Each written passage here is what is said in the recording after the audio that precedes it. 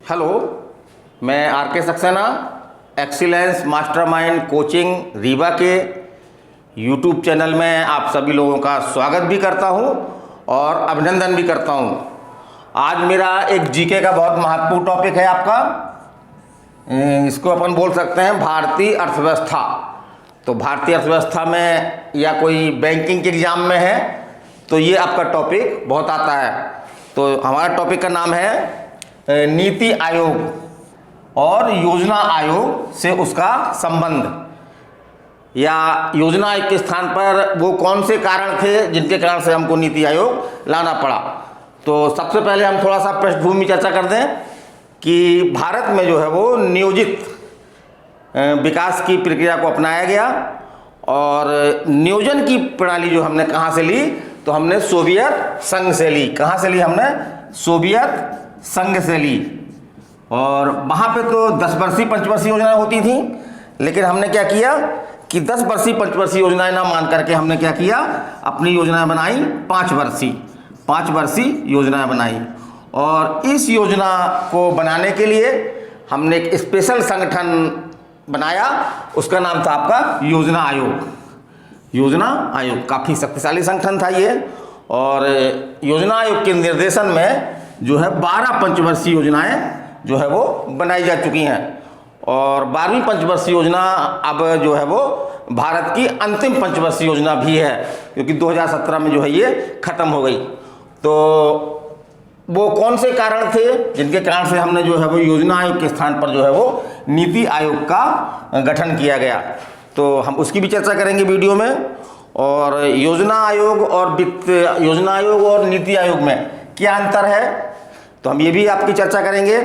और जो मुख्य क्वेश्चन आपके कॉम्पिटिटिव एग्जाम में जहाँ से आते हैं, तो उन चीज़ों को भी हम आपको जरूर बताएंगे। तो चलिए हम चलते हैं। पहले तो हम लेते हैं आपका योजना आयोग, वो नीति आयोग।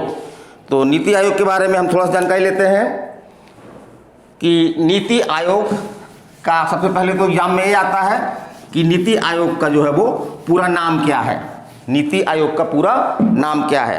तो नीति आयोग का पूरा नाम NITI मतलब नीति आयोग। तो आयोग शब्द के लिए कोई भी कमीशन शब्द का यूज नहीं किया गया है यहाँ पे हमारे किताबों में। तो इसका पूरा नाम है आपका नेशनल इंस्टीट्यूट ट्रांसफॉर्मिंग इंडिया। क्या है? National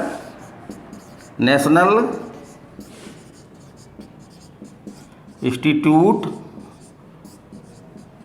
transforming India. ठीक है, ये पूरा नाम है। अगर हम इसका नाम हिंदी में लें तो हिंदी में है राष्ट्रीय भारत परिवर्तन संस्थान। हिंदी में क्या बोलते हैं? राष्ट्रीय क्या बोलते हैं? राष्ट्रीय भारत परिवर्तन संस्थान। राष्ट्रीय भारत परिवर्तन संस्थान।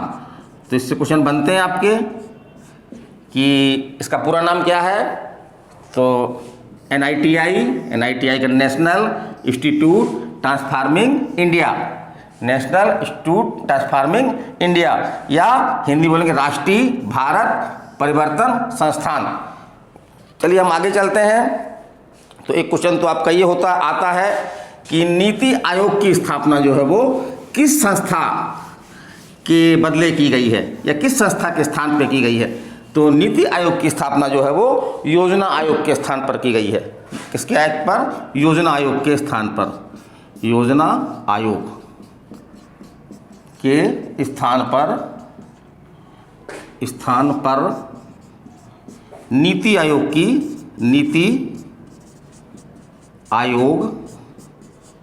की स्थापना की गई। ठीक है, कैसे की गई? तो केंद्रीय मंत्रिमंडल, ठीक योजना आयोग की तरह केंद्रीय मंत्रिमंडल के प्रस्ताव के अंतर्गत, प्रस्ताव से इस तरह योजना की गई थी। और कब की गई? नीति आयोग गठन कब किया गया, नीति आयोग कब से शुरू हुआ, तो 1 जनवरी, याद रखिएगा डेट, 1 जनवरी 2015। तो इसको ऐसे कैसे याद रखना है, 2014 में नरेंद्र मोदी जी प्रधानमंत्री बने और जस्ट उसके 1 साल बाद 2015 में जो है वो नीति आयोग की स्थापना हुई। और साल का पहला तारीख, साल की पहली तारीख मतलब 1 जनवरी 2015। और आगे चलते हैं, इसका मुख्यालय कहाँ पे है, तो इसका मुख्यालय है आपका नई दिल्ली में। नीति आयोग का मुख्यालय कहाँ पे है आपका, नई दिल्ली में। ठीक है, कहाँ मुख्यालय है, नई दिल्ली। समानतः समान बात है, कोई विशेष बात नहीं है, दिमाग में रहेगा हमारे ये। और थोड़ा सा हम बात करते हैं इसकी संरचना की, संरचना या संगठन, माने इसमें कौन कौन से पदाधिकारी होते हैं, कौन कौन से इसमें उप संस्थाएँ होती हैं जिनके माध्यम से ये अपना महत्वपूर्ण काम करता है। तो संरचना में सबसे पहले हम जानेंगे इसका एक अध्यक्ष होता है, अध्यक्ष। तो नीति आयोग का अध्यक्ष कौन होता है, पीएम होता है, प्राइम मिनिस्टर, पीएम।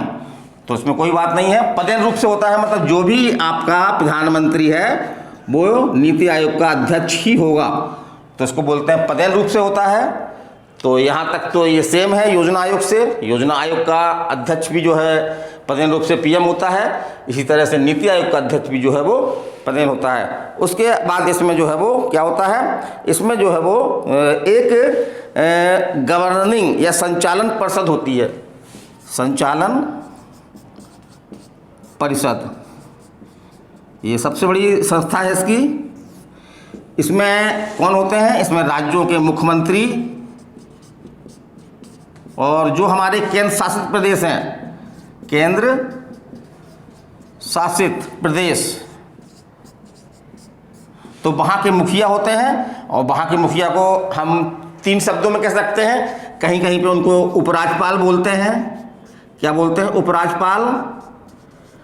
कुछ केंद्र शासित प्रदेशों में प्रशासक शब्द बोला जाता है, और कुछ आपके राज्य ऐसे हैं जहाँ पे विधान परिषदें हैं, वो विधानसभा है, तो वहाँ पे मुख्यमंत्री भी होते हैं। जैसे आपका पुदुचेरी और दिल्ली, इसी तरह से आपका जो जम्मू कश्मीर केंद्र शासित प्रदेश है, वहाँ पे भी विधानसभा होगी, ये प्रावधान किया गया है। तो संचालन समिति इस तरह काम करती है ये। और आगे चलते हैं, आगे जो है वो विशिष्ट मुद्दों को देखने के लिए जो है वो क्षेत्रीय परिषद भी होती है। कौन होती है, क्षेत्रीय परिषद, क्षेत्रीय परिषद। अगर कोई विशेष मुद्दे हैं तो उसको देखने के लिए जो है वो समय समय पर जो है वो कुछ क्षेत्रीय परिषद भी बनाई जाती हैं। और क्षेत्रीय परिषद में किसके निर्देश पर बनाई जाती है, प्रधानमंत्री के निर्देश पर बनाई जाती हैं ये। और प्रधानमंत्री के निर्देश पर ही जो है इनकी बैठकें होती हैं। ठीक है, प्रधानमंत्री के निर्देश पर ही इनकी बैठकें होती हैं। और इसमें जो है वो यही मुख्यमंत्री और केंद्र शासित प्रदेशों के जो है वो उपराज्यपाल, प्रशासक या मुख्यमंत्री, ये इसकी बैठकों में जो है वो शामिल होते हैं। यहाँ पे सबसे महत्वपूर्ण चीज़ बता दूँ, जो आपके एग्जाम में क्वेश्चन अभी हाल में आया है, कि जो ये क्षेत्रीय परिषदें की जो बैठकें होती हैं, इनकी अध्यक्षता कौन करता है, पीएम करता है, या सीओ जो होता है आपका वो करता है, या उपाध्यक्ष करता है। तो इसकी अध्यक्षता कौन करता है, उपाध्यक्ष करता है। कौन करता है, उपाध्यक्ष। तो इसको याद रखिएगा, एग्जाम में आपके आता है क्वेश्चन, आया भी है ये। तो जो क्षेत्रीय परिषद होती है उसकी अध्यक्षता कौन करता है, उपाध्यक्ष करता है। और इसमें संबंधित कार्य क्षेत्र में जो जानकार होते हैं, विशेषज्ञ होते हैं, उनको भी जो है इसमें प्रधानमंत्री द्वारा नामित किया जाता है। तो चलिए एक बार हम फिर चर्चा कर लें कि नीति आयोग में क्या क्या होता है। तो नीति आयोग में जो है वो एक अध्यक्ष होता है, सबको मालूम है, पदेन रूप से होता है। और वो कौन होता है, देश का जो भी पीएम है, देश का जो भी पीएम है वो इसका अध्यक्ष होता है। तो अगर पूछ ले कि नीति आयोग के वर्तमान में अध्यक्ष कौन है, तो श्री नरेंद्र मोदी। या नीति आयोग के प्रथम अध्यक्ष कौन है, तो नरेंद्र मोदी जी हैं, क्योंकि अभी तक इसमें एक ही अध्यक्ष बना हुआ है। और उपाध्यक्ष होता है इसका, जैसे मैंने बताया कि एक पद जो है वो उपाध्यक्ष का होता है। बहुत महत्वपूर्ण पद है। प्रधानमंत्री बिजी होता है तो वास्तव में जो है वो ज़्यादातर कार्य जो है वो उपाध्यक्ष के द्वारा ही किए जाते हैं। तो इसका जो है कैबिनेट स्तर का इसको दर्जा दिया गया है। क्या दर्जा दिया गया है? कैबिनेट मंत्री स्तर का जो है इसको दर्जा प्राप्त होता है। ठीक है, अच्छी बात है। और क्या देखते हैं हम, तो वर्तमान में कौन है? तो वर्तमान में आपके हैं राजीव कुमार, डॉक्टर राजीव कुमार। पूछ सकता है कि वर्तमान में उपाध्यक्ष कौन है? डॉक्टर राजीव कुमार। ठीक है। और नीति आयोग के प्रथम उपाध्यक्ष कौन रहे जिन्होंने पद छोड़ दिया था ये? तो वो थे अरविंद पनगड़िया। तो प्रथम उपाध्यक्ष कौन है? अरविंद पनगड़िया। इन्होंने ये पद छोड़ दिया। चलिए और आगे चलते हैं। और इसमें जो है वो कुछ पूर्णकालिक सदस्य होते हैं। पूर्णकालिक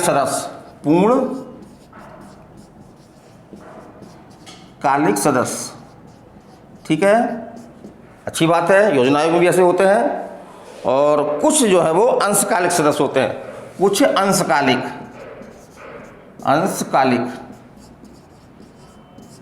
सदस्य में कौन होते हैं? जैसे कि जो हमारे महत्वपूर्ण विश्वविद्यालय हैं या शोध संस्थान हैं, तो वहाँ से कम 2 सदस्यों को, 2 व्यक्तियों को जो है वो सदस्य के रूप में प्रधानमंत्री द्वारा जो है वो नियुक्त किया जाता है या नामित किया जाता है। और यहाँ पे हम बच्चियों को बता दें कि उपाध्यक्ष की नियुक्ति कौन करता है? तो प्रधानमंत्री करता है। कौन करता है? प्रधानमंत्री करता है। चलिए हम आगे बढ़ते हैं। नीति आयोग में जो है केंद्रीय मंत्रिपरिषद के 4 सदस्य जो हैं वो इसमें भी होते हैं, जो प्रधानमंत्री द्वारा जो है वो नामित किए जाते हैं। तो याद रखिएगा, ये क्वेश्चन पूछा गया है कि नीति आयोग में जो है वो केंद्रीय मंत्रिपरिषद से कितने सदस्य होते हैं? तो कितने होते हैं? 4 होते हैं। 4 सदस्य होते हैं जो पीएम द्वारा जो है वो चयनित किए जाते हैं। पीएम द्वारा जो है वो चयनित या निर्धारित किए जाते हैं। और समान तौर पर ये देखा गया है कि वर्तमान में क्या है। तो वर्तमान में हमारे जो कृषि मंत्री हैं, कृषि मंत्री, वित्त मंत्री,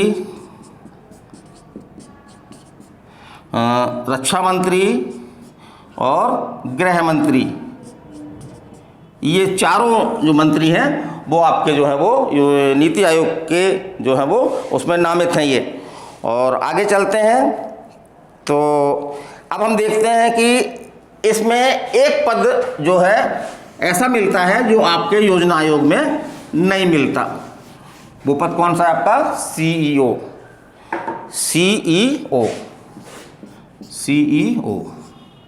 चीफ एग्जीक्यूटिव ऑफिसर। तो ये पद तो हमने सुन रखा है। ये पद सामान्यतः जो प्राइवेट कंपनियां हैं, प्राइवेट सेक्टर है, वहाँ पे इस तरह का पद मिलता है। लेकिन सरकारी विभाग में इस तरह का पद जो है वो विशेष तौर से योजना आयोग में नहीं मिलता था। तो ये पद जो है वो एक विशेष है जो योजना आयोग को इससे अलग करता है। और इसमें जोर भी दिया गया है कि एक जो है एक कंपनी की तरह काम करेगा। जिस तरह से कंपनी अपने टारगेट को लेकर काम करती है, उस तरह से जो है योजना आयोग भी कंपनी को लेकर के काम करेगा। और अब एक क्वेश्चन तो आपका ये बनता है कि सीईओ की नियुक्ति कौन करता है? तो सीईओ की नियुक्ति कौन करता है? नियुक्ति कौन करता है? पीएम, प्रधानमंत्री करता है। और वर्तमान में सीईओ कौन है? ये क्वेश्चन बनता है आपका। तो अमिताभ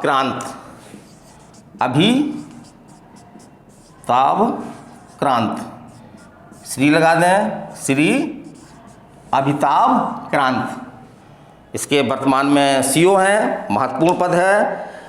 और सीईओ बन कौन सकता है? तो जो भारत सरकार में सचिव स्तर का जो अधिकारी है वही सीईओ जो है वो नियुक्त किया जा सकता है। अभी क्वेश्चन और बनता है कि अभी ये दूसरे सीईओ हैं आपके अमिताभ कांत।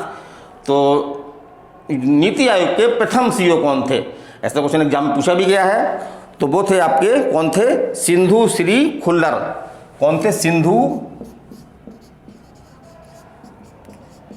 श्री खुल्लर। ये आपके प्रथम क्या थे, उपाध्यक्ष थे, प्रथम सीईओ थे, प्रथम सीईओ थे, है ना, सॉरी, प्रथम सीईओ थे। और आगे चलते हैं हम।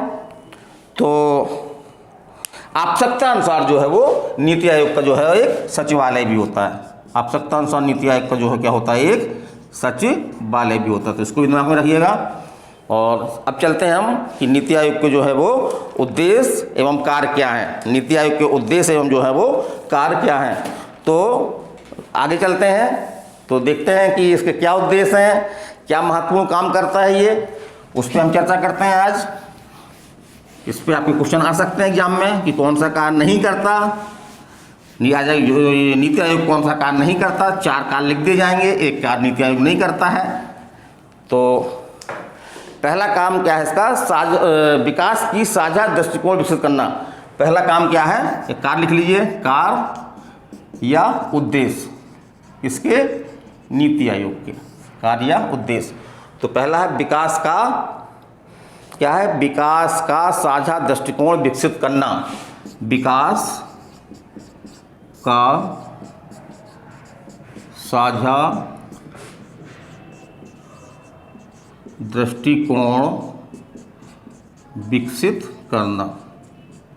ठीक है, बहुत महत्वपूर्ण काम है कि विकास तो इसका उद्देश्य ही है। अगर एक सिंगल शब्द में कहें कि नीति आयोग का क्या उद्देश्य है, तो नीति आयोग का उद्देश्य विकास है, और ऐसा विकास जो सभी तक पहुँचे।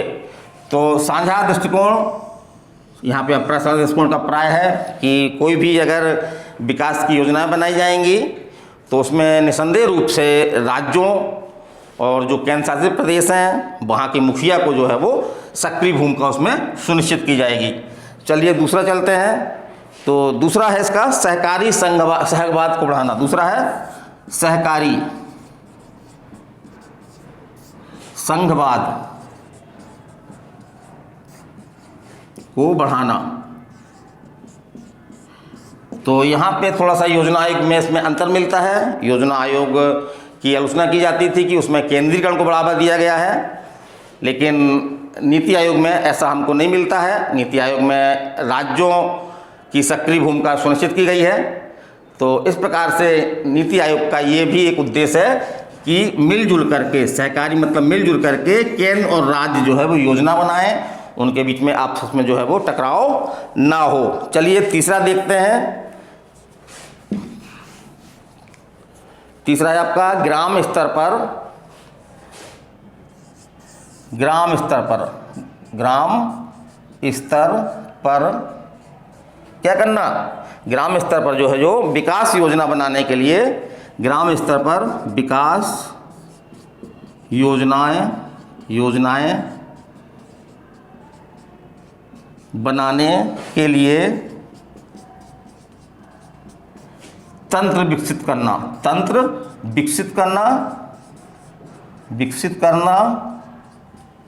और उसका सहयोग करना, ये नीति आयोग का काम है। तो जैसा हमने बताया था कि नीति आयोग का जो मुख्य फंडा है वो फंडा है कि वास्तव में योजनाएं जो हैं वो जिन पर लागू होना है, जिनके लिए हैं, तो उसी लेवल से बन करके ऊपर की ओर जानी चाहिए। मतलब इसमें योजनाएं कहाँ से, नीचे से बनती हैं और ऊपर की ओर जाती हैं। तो सबसे निचला स्तर आपका कौन है, ये ग्राम स्तर है। तो अगर कोई ग्रामीण स्तर की योजनाएं हैं तो नीति आयोग का ये दायित्व है, उद्देश्य है ये कि जो ग्राम स्तर पर जो है वो इस तरह तंत्र विकसित किया जाए ताकि वो अपने लिए जो है वो एक सही और उचित योजना जो है वो बना सकें। चलिए ठीक है, तीसरा महत्वपूर्ण काम है। चौथा हम चलते हैं। तो इसमें समाजवाद को बहुत महत्व दिया गया है। समाजवाद का मतलब है कि कोई भी व्यक्ति जो है वो शोषित ना हो, विकास से अलग थलग ना पड़ा हो। तो इसका उद्देश्य एक ये भी है कि जो शोषित हैं, पिछड़े हुए हैं, उन पर विशेष ध्यान देना। शोषित और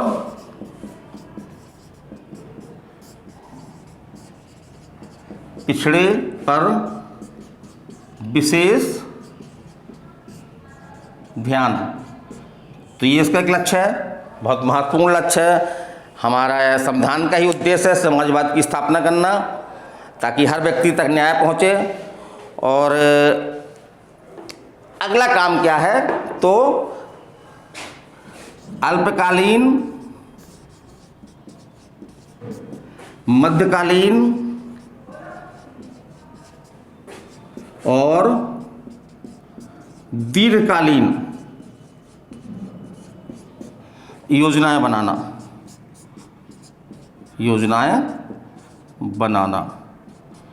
ठीक है। तो इस दिशा में काम भी किया है आयोग द्वारा। आयोग ने क्या काम किया है, 3 वर्ष का, 7 वर्ष का और 15 वर्ष का विकास एजेंडा जो है वो पेश किया है हाल में ही। उसको आप लोग देख लीजिएगा, विकास एजेंडा। तो इसी कार्य के अंतर्गत किया है आपका अल्पावधि मीन्स हो सकता है आपका अल्पावधि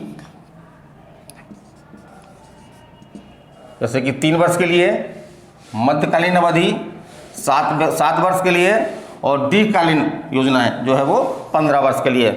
और चलते हैं आगे। तो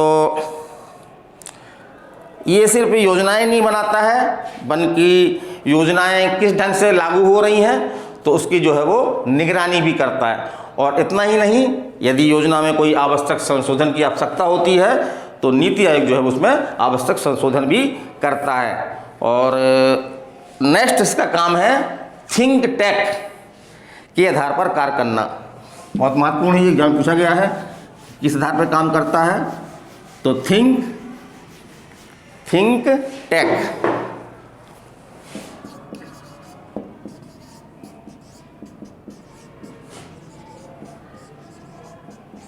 आधार पर कार्य करना, ठीक है। तो ये आपके योजना आयोग के महत्वपूर्ण काम हो गए। और योजना आयोग समय समय पर इसकी बैठकें होती रहती हैं। जैसे कि हाल में एक बैठक हुई थी, तो उसमें 2022 तक जो है वो किसानों की आय जो है वो दुगना करने का संकल्प लिया गया। किसानों की आय जो है वो आय दुगना करने का संकल्प लिया गया। अच्छा संकल्प है, पूरा भी होगा, प्रयास जारी हैं। अब हम चर्चा करते हैं नीति आयोग के 2 प्रमुख हब या केंद्र की बात।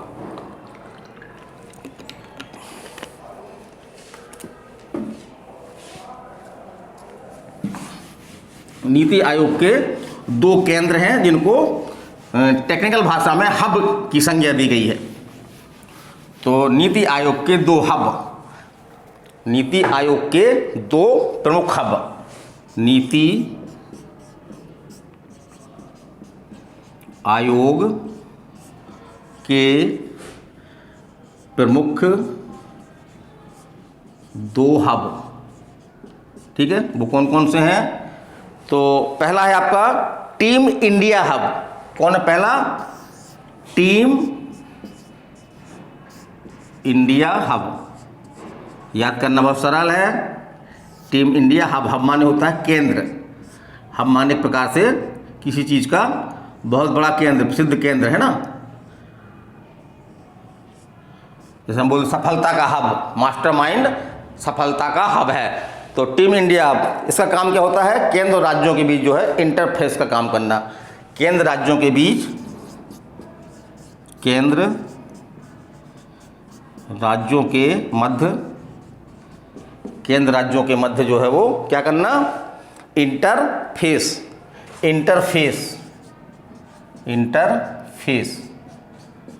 का कार्य करना, मुख्य कार्य है इसका। अब दूसरा हब जो है वो, दूसरा हब है आपका ज्ञान और नवोन्मेष। दूसरा है ज्ञान और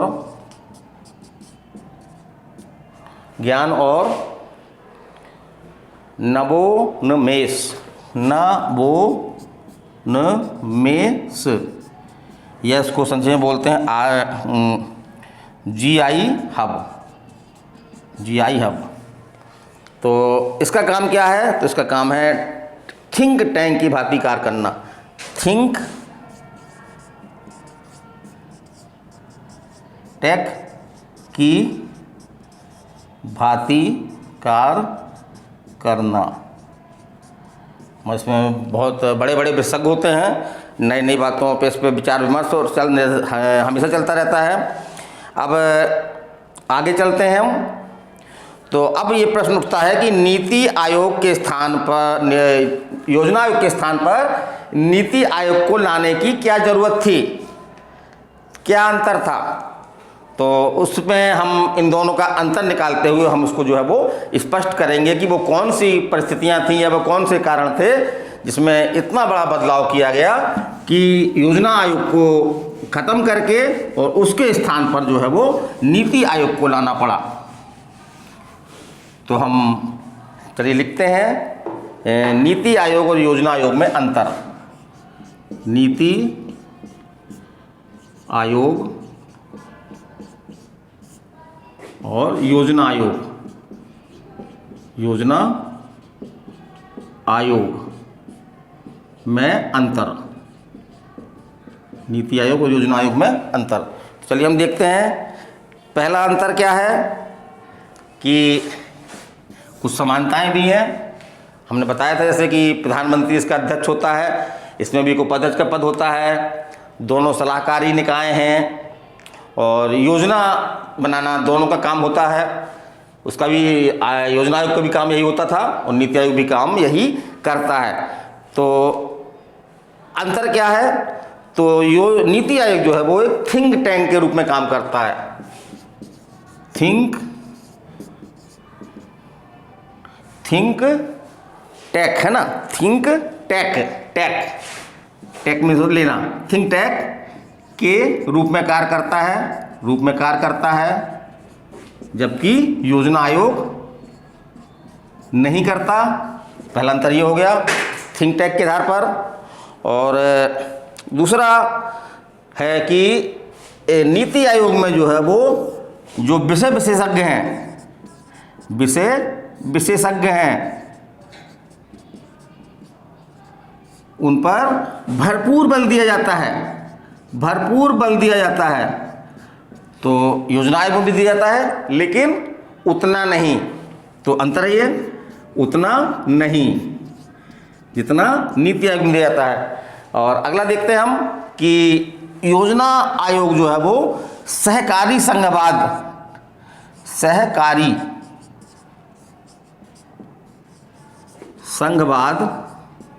को काफ़ी बढ़ावा देता है, काफ़ी मजबूती देता है। लेकिन ये बात जो है वो योजना आयोग के बारे में उतनी सही नहीं है। इसलिए कभी कभी योजना आयोग की आलोचना भी इस आधार पे की जाती है कि ये जो है वो हमारे संघीय शासन के विपरीत अवधारणा है। चलिए आगे चलते हैं। हमने बताया अभी एक अंतर और है, वो अंतर क्या है आपका? सीईओ का पद। तो सीईओ का पद ज़्यादातर प्राइवेट कंपनियों में देखा जाता है, बड़ा महत्वपूर्ण पद होता है, कार्यकारी पद है ये, एक प्रकार से प्रशासनिक प्रमुख होता है ये। तो नीति आयोग में जो है वो सीईओ का पद होता है, लेकिन योजना आयोग में जो है वो योजना आयोग में इस तरह का कोई पद नहीं था। तो ये अंतर है, एक मुख्य अंतर है आपका। और चलते हैं नीति बनाने में। अगला अंतर है नीति निर्माण में। दोनों को लेकर के एक बहुत बड़ा अंतर है। जो आपका ये नीति आयोग है, तो नीति आयोग में योजनाएं कैसे बनती हैं? नीचे से ऊपर की ओर योजनाएं यहाँ से बनती हैं और योजनाएं जो है ऊपर की ओर जाती हैं। तो वास्तव में जिन पर योजनाएं लागू होना है उन्हीं के द्वारा योजनाएं बनाई जाती हैं। लेकिन जहाँ तक योजना आयोग की बात करें तो योजना आयोग में जो है योजनाएं कैसे बनती थीं? ऊपर से नीचे बनती थीं। तो उतनी सटीक नहीं होती थी वो, क्योंकि नीचे वाले की समस्याओं से ऊपर वाला जानकार हो, जानता हो, महसूस करता हो, ये आवश्यक नहीं है।